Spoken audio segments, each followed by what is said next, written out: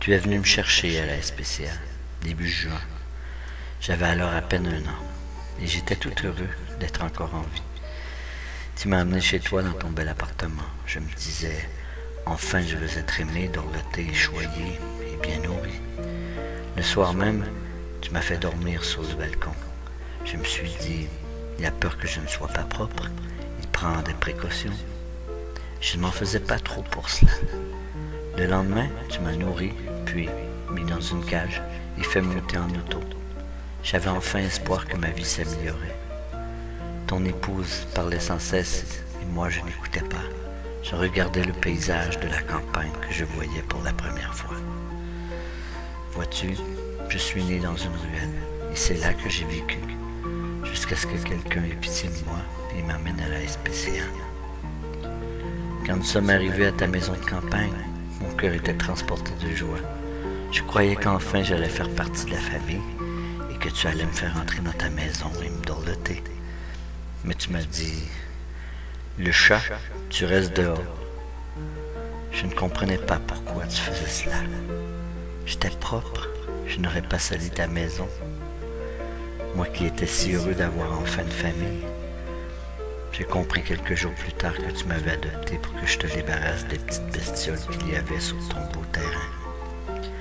J'ai passé l'été dehors, me cachant sous le balcon quand il pleuvait. Septembre arriva. Là, j'avais encore de l'espoir. Je me suis dit, il va m'emmener dans son bel appartement et s'occuper enfin de moi. Là encore, je m'étais trompé. Nous avons quitté la maison de campagne, et sur une route peu fréquentée, tu as ouvert la portière de l'auto et tu m'as jeté sur le bas-côté de la route. Tu as redémarré sans te retourner pour voir si j'étais blessé ou pas. J'ai compris alors que tu m'abandonnais, là, en pleine campagne, loin de tout. Moi, le chat de la ville, je ne savais pas où aller, dans ce grand espace qui m'était complètement inconnu. Nous sommes en novembre et je suis blessé à une patte. J'ai du mal à marcher. Je ne peux plus chasser, je me sens mal. Il fait très froid, il a neigé toute la journée. Je sais que bientôt je vais mourir, car l'infection me gagne. Pourquoi, mon maître, ne m'as-tu pas aimé? Pourquoi ne m'as-tu pas donné un nom? Tu m'as toujours appelé le chat. Tu aurais pu au moins m'en choisir un. Je ne demandais qu'un peu d'amour et un peu d'affection, puisque depuis ma naissance, j'en avais été privé. Je t'aurais aimé, mon maître. J'aurais été un bon compagnon pour toi. J'aurais pu être ton confident, ton ami. Tu aurais eu ma fidélité jusqu'à ma mort. Mais tu n'as pas voulu de tout ce que j'avais à t'offrir. Toi, mon maître, ce soir, tu es dans ton bel appartement. Et moi, je me meurs, seul. Pourquoi m'as-tu abandonné? Pourquoi n'as-tu pas voulu de mon affection? Mon cœur bat de plus en plus lentement. Et je regrette maintenant que tu m'aies adopté, car si tu ne l'avais pas fait, ce soir je ne souffrirais plus, puisque je serais mort euthanasié. Tel était mon sort comme celui d'autres chats abandonnés.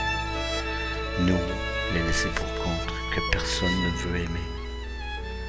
Si tu ne voulais pas de moi, pourquoi m'avoir abandonné sur cette route? Pourquoi ne m'as-tu pas rapporté à la SPCA?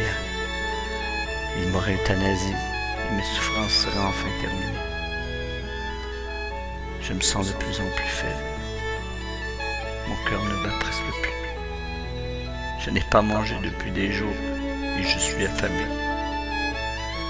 Je me meurs, mon maître.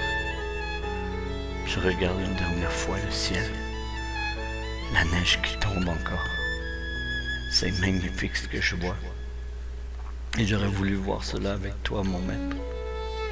Mais tu m'as abandonné. Je ferme les yeux. Ma tête appuyée sur la neige. Un dernier murmure. Un dernier cri de souffrance. Et mon cœur s'est arrêté. Adieu, mon maître. Que j'aurais aimé si tu avais voulu.